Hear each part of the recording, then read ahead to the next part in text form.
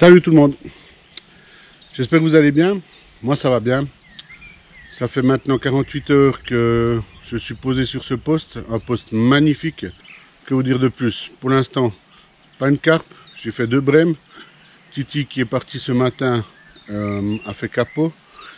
Il est très compliqué de pêcher sur cette gravière habituellement, mais encore plus à cette période. On a le sentiment que c'est une fin de frais. Sur toute la gravière, on était 6 ou 7 carpistes.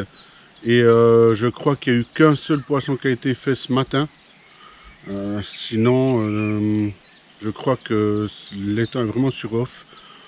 J'ai cherché tous mes points, tous mes spots, mais je vous expliquerai ça plus tard au campement. Allez, venez avec moi.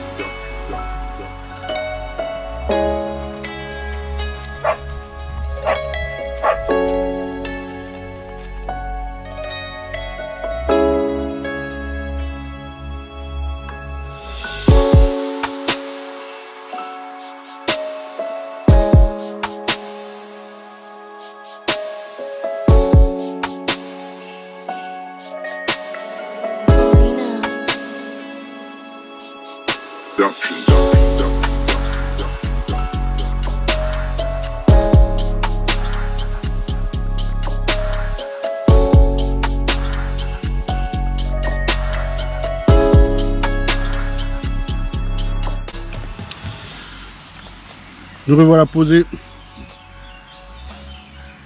Comme vous avez vu, l'accès est juste magnifique, bien perdu dans la nature. Derrière moi, il y a un bras, la gravière qui part comme ça, où ça bouge pas mal. Ça bouge vraiment pas mal, ça saute partout.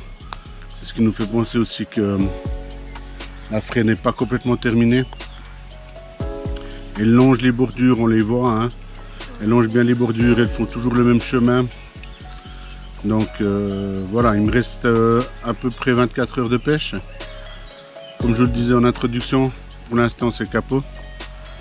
À part ces 2 brèmes. Je me trouve tout seul sur le poste. Titi lui est venu pour un 48 heures. Il est déjà reparti. Toute la journée il fait une chaleur incroyable.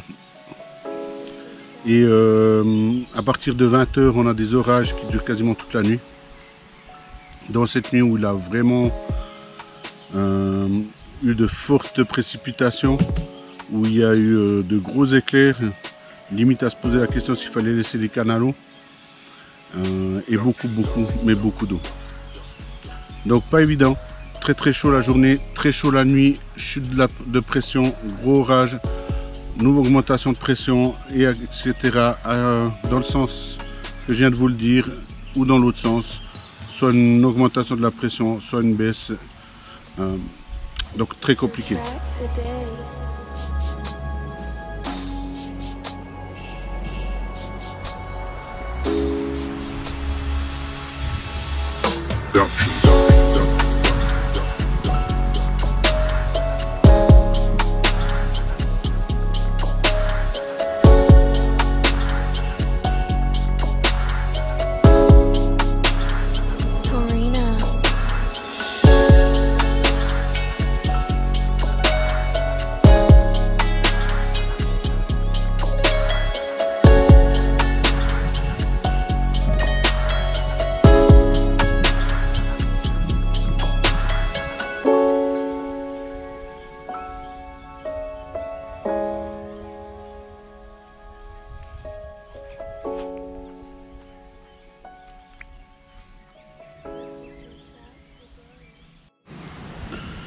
Juste eu le temps de m'abriter, je viens de finir de spoder sur une canne qui est à 44-48 mètres, je sais plus, avec un amorçage juste avant les 40 mètres sur une tache de gravier, une belle tache de gravier sur les 150 mètres de d'eau, une belle tache de gravier est juste devant moi. Donc j'ai décidé de placer une canne sur la séparation du substrat entre la vase et le gravier, juste sur le gravier, en espérant que Dame Carpe passe par là et vienne voir ce qui se passe dans ces graviers. Sinon par-ci par-là, quelques minuscules taches de gravier, mais difficiles à être précis dessus.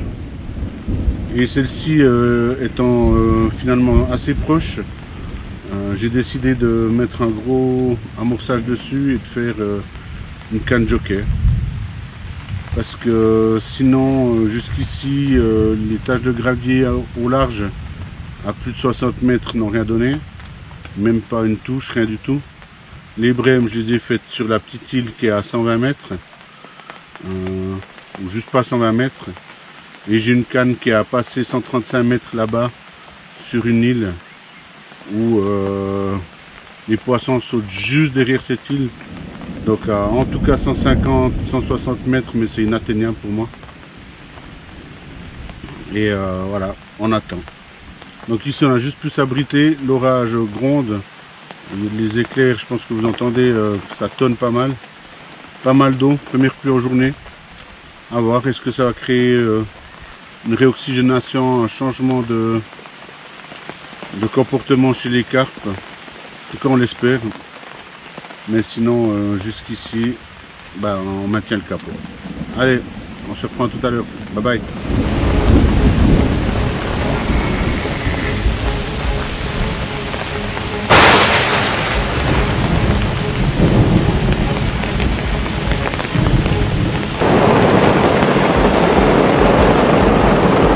Bon voilà, j'espère que vous m'entendez. Vous voyez, ça souffle pas mal. Il pleut. À part une petite accalmie ce matin quand mon beau-frère a pris ses affaires pour partir et que j'ai réorganisé le campement. Et une fois en plein milieu de l'après-midi où j'ai pu placer des cannes. Mais autrement ça a été comme ça toute la journée. Donc je sais pas comment ça va se terminer. En tout cas on est encore là pendant un peu moins de 24 heures. J'espère que selon la météo, là, il devrait s'arrêter de pleuvoir dans 2 heures de temps seulement. J'espère que ça ne durera pas trop longtemps quand même. Pas pour le biwi, mais juste que voilà, c'est pas cool de rester à l'abri au lieu de préparer sa pêche. Les chiens, eux, il est sous le bed, l'autre il est dans sa niche là. C'est pas marrant pour eux non plus. Mais voilà, on verra. Allez, j'espère vous reprendre après, soit avec un poisson, soit pour pouvoir continuer à vous expliquer un petit peu la suite de la session. Petite accalmie, ça fait du bien. J'ai passé plus de 4 ou 5 heures dans le biwi. Avec, comme vous avez pu le voir, une énorme averse. Ou plusieurs énormes averses. Il n'y en a pas eu qu'une, effectivement. J'en ai profité pour reposer toutes mes cannes. Je vous avais pas parlé encore des montages. Donc celle qui est à 40 mètres, elle est avec un slip d'herring, 2 Tiger et une pop-up sur un hameçon de 4 en Wad Gape. Et sur ce slip d'herring, j'y ai simplement mis un stick, un gros stick, qui fait que c'était pas loin, de la pâte d'enrobage sur le plomb et copieusement amorcé cette zone. Je pêche entre 7 et 8 mètres derrière l'amorçage, en espérant que le poisson vienne depuis le fond et que se dirige sur l'amorçage. La canne qui est tout à gauche, elle est placée sur l'île ici derrière. Elle est avec un sap spinner avec une bouillette 3X de chez Real Drops. Une pop-up présentée avec un hameçon crank de 4 et qu'est-ce qui va être spécial? Rien, celle-là elle est à 118-120 mètres. Celle du milieu, elle est un peu plus en pointe de cette île. Elle est échée avec une Tiger et une mini pop-up de 12 mm rose. La pop-up est une pop-up je ne me souviens plus, est une pop-up à l'ail. Et le tout boosté dans un dip à l'ail de chez Real Drop également. Et elle est à peu plus de 120 mètres, hein, 125 mètres, quelque chose comme ça, 120. Et celle de droite qui a la pointe de style qui était inatteignable. Finalement, j'ai mis ma canne à bombe, j'ai démonté mon moulinet ici de ce bombe et j'ai mis mon moulinet de lancer. J'ai mis 28 tours de stick, de distance stick, pardon, et ce qui fait 140 mètres. Et enfin, j'ai pu l'atteindre. Je suis vraiment, je pense, à 2 mètres de la pointe de l'île. Là où il y avait tous les sauts hier, j'ai dû m'y reprendre, je sais pas combien de fois. J'y ai passé plus d'une demi-heure pour essayer de l'atteindre. J'ai plus de bras là. Oui, pour certains, 140 mètres, ça a l'air d'être rien du tout. Mais voilà, moi, si j'avais pas ma canne à bombe, je crois que j'y atteindrais pas. Voilà, c'est comme ça. Mais voilà, là, j'ai le mérite de pouvoir avoir touché ma cible. Et maintenant, il ne reste plus qu'à espérer qu'un poisson passe par là et que vienne s'intéresser à mon montage hélicoptère monté d'un petit chaude et d'une petite pop-up avec un faux maïs blanc. Le tout boosté aussi à l'ail. Donc on verra. Maintenant le temps nous le dira. Finalement ça s'est calmé plus tôt que prévu. On va un petit peu ranger l'intérieur du campement. Brancher tous mes appareils sur ma station de charge là. Et se préparer quelque chose à manger un peu pour ce soir. Nous depuis ce matin, depuis hier soir j'ai rien mangé. Avec ce temps j'avais pas trop envie dedans. Je cuisine très rarement, voire quasiment jamais dedans. Et là ce soir j'avais autre chose à faire que de penser à manger, quoi. Donc voilà, j'espère vous reprendre cette fois-ci avec un poisson. Et autrement je vous montrerai 2-3 petites nouveautés là que j'ai dans cette station de charge. Et un partenaire là pour du filet soluble qui m'a gentiment envoyé quelques échantillons que j'ai déjà distribués un petit peu chez les carpistes de ma région. Et je pourrais un peu plus vous en parler par la suite. Sur ce, à tout à l'heure.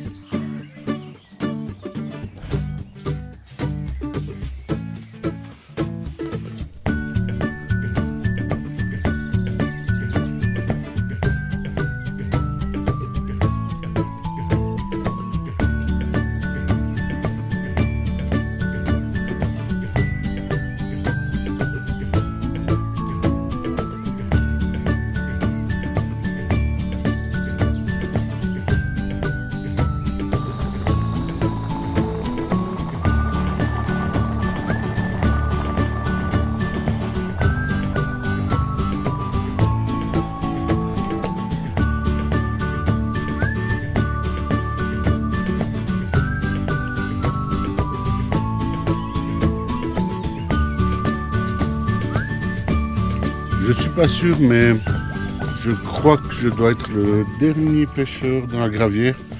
En tout cas, je vois plus de signes de pêche sur les bordures d'en face, où j'entends plus rien à côté non plus.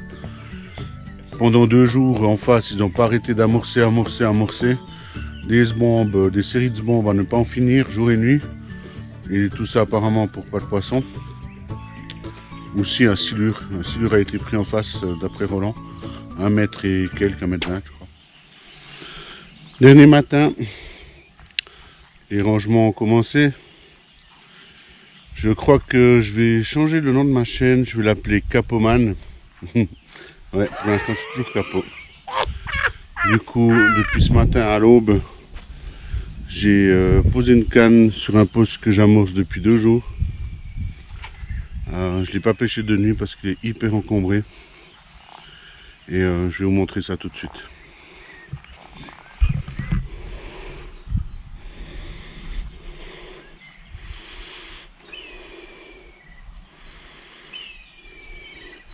Voilà, moi j'ai posé une canne ici, juste en bordure, juste léché d'une pop-up.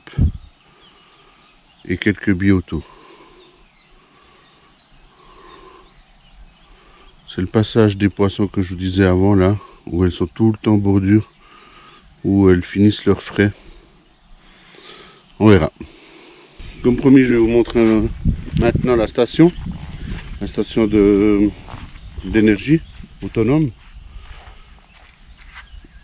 J'ai aucun mérite par rapport à cette construction, puisque j'ai volé ça sur YouTube. Je vous mets le descriptif ici du carpiste chez qui j'ai piqué l'idée. J'ai juste apporté quelques améliorations, en tout cas pour moi. Voilà, j'ai récupéré une vieille caisse à outils que j'avais. Donc ici, j'ai supprimé les séparations. Là, pour pouvoir y ranger mon transformateur du panneau solaire. Suffisamment de câbles pour sortir du biwi et aller chercher avec le panneau solaire la source lumineuse suffisante. Comme sur la démonstration de cette personne, j'y ai inclus 2 bornes pour pouvoir faire une charge directe avec le panneau solaire, ou quand j'arrive chez moi si je dois le charger.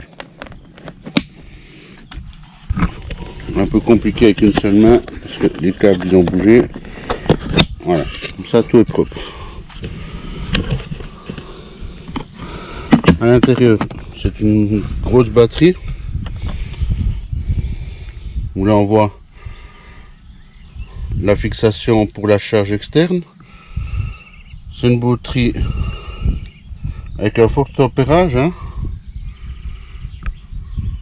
mais qui tient très lent à des charges lentes AGM.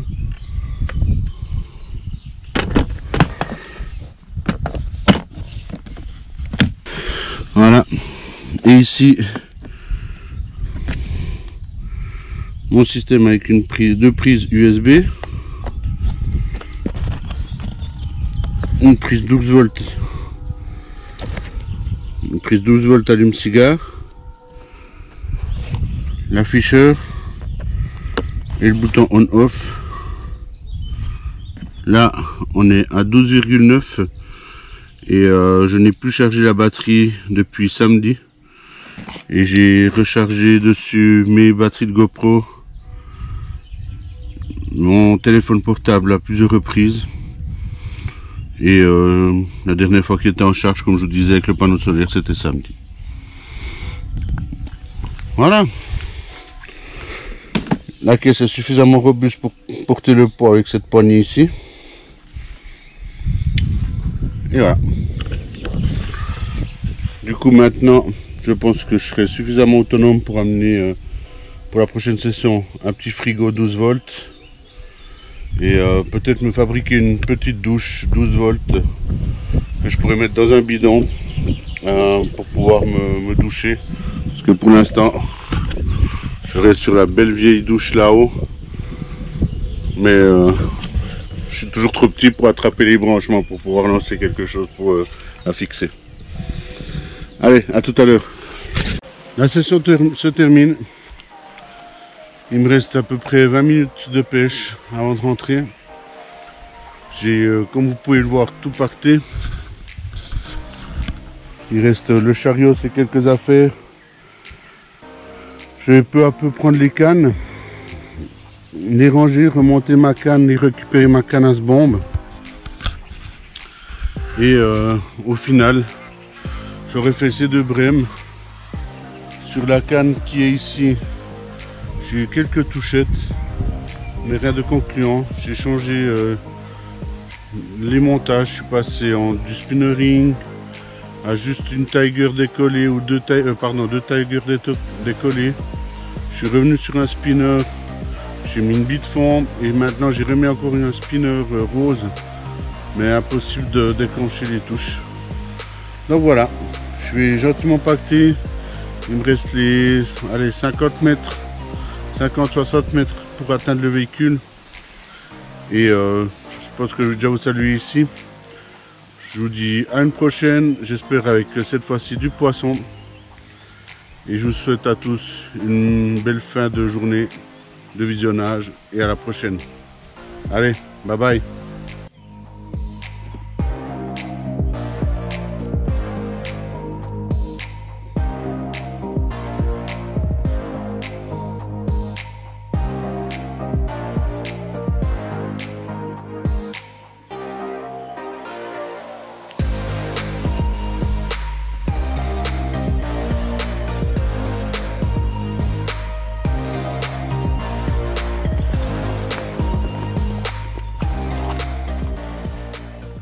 Ce soir. Ba ba ba ba ba ba ba ba ba ba ba ba ba ba.